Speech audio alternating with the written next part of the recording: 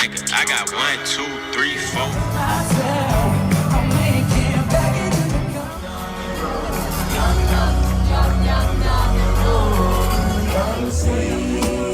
So what, we go out, that's how it's supposed to be. Living young and wild and free.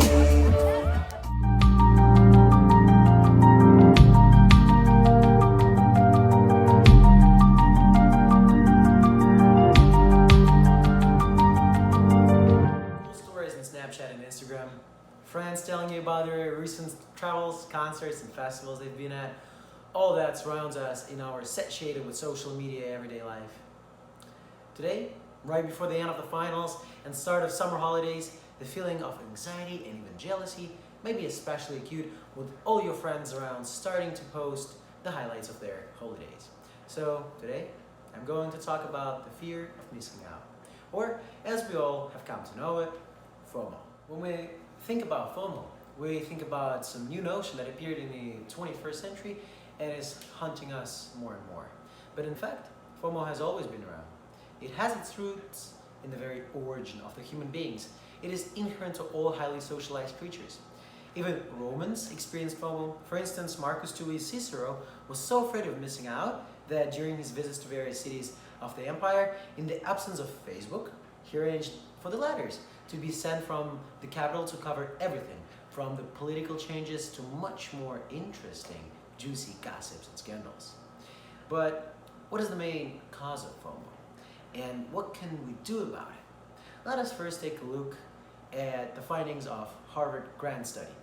For 75 years, Harvard Medical School has been examining mental health of 250 men from its 1939-1944 graduating cohort and concluded that keys for being happy are connection, accomplishment, and recognition. And lack of them can be detrimental for mental well-being. I think at this point, you might be thinking, come on, in our new age of information technologies and social media, we're all connected. We post our accomplishments on social media platforms and get recognition by collecting likes. Well, yes and no. In fact, in the same way as designed to connect him with the rest of the world, Cicero's letters made him miss Rome even more. Social media today, designed as a method of connecting people, can make them feel miserable and left out. Both of these information technologies, writing and social media, are not the reasons why we experience the fear of missing out. They are the mediums for it. But it is the mediums that amplify and foster the feeling. And to not be unfounded, I will bring the results of a study by Carleton and McGill University. Researchers gave students choices of activities and then separated students into two different groups. Those who were reminded of an activity they have not chosen via social media and those who were not reminded. Almost all of those who used social media, as expected, reported FOMO. Okay, now you may be wondering, so what should we do? How do we cope with FOMO? Should we try to isolate ourselves from the new technology? Well, if we reduce presence of social media in our lives, we can learn about the missed activities only from non-virtual interactions with friends, and most of them due to homophony, our tendency to surround ourselves with people like us.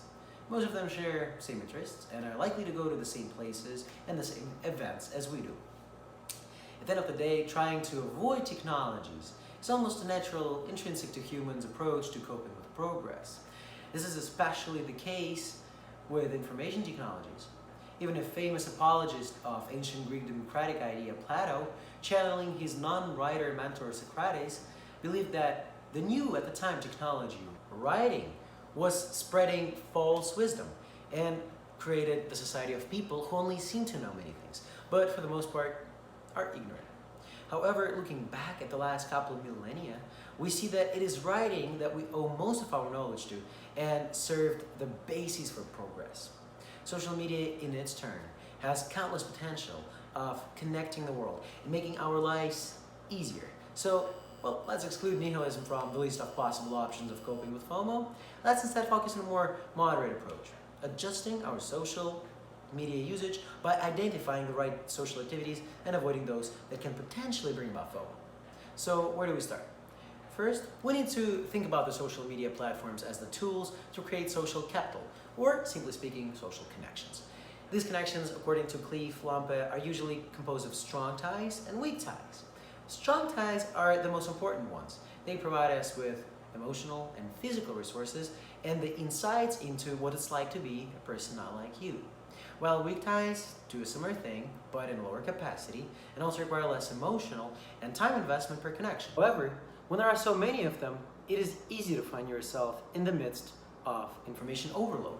People from all different parts of the world posting about all different types of social activities that you might have had no interest in surround you in the social media and get you deeper and deeper into feeling of missing something in your life. So if we limit our interactions with the social media accounts of the so-called weak ties, we might avoid too much FOMO in our lives. Secondly, we should master JOMO. What's that? Well, let me explain. Amidst the unlimited amounts of information, social media posts and news, the more serious and unexpected information is, the stronger is the resonance, and its impact can last for weeks, months, and even years. And during this period of time, our minds are open and seeds can be planted. We start to activate our previous knowledge, and there is a striking point because knowledge needs information, and information needs knowledge. So what does it mean for us? We can relax. No need to run after the live ticker and breaking news every moment. No FOMO. JOMO. The joy of missing out. The most important things we get to know anyway sooner or later, even if we're offline for a couple of hours or days. So relax for a while and enjoy JOMO. Well, there's one more thing though. Now that you guys successfully coped with FOMO, let me tell you the most important thing. I don't actually like the phrase coping with FOMO. One cannot fight an intrinsic, almost instinctive feeling. Remember how I said that information technologies are not the reasons for FOMO, but just mediums? Well, let's get back to it. The reason why we're experiencing the fear of missing out is our struggle to answer the most essential questions. Will I be remembered? Will anything I accomplished be important to anyone? Am I loved? Am I worth loving? All of these can be summarized into one terribly simple question. Am I significant? And therefore, FOMO is something we should embrace. Something that should push us to love better, achieve greater, and to live more. So, cut out some unnecessary use of social media from your precious life. Enjoy JOMO for a bit. And finally, embrace your FOMO. Understand it and improve.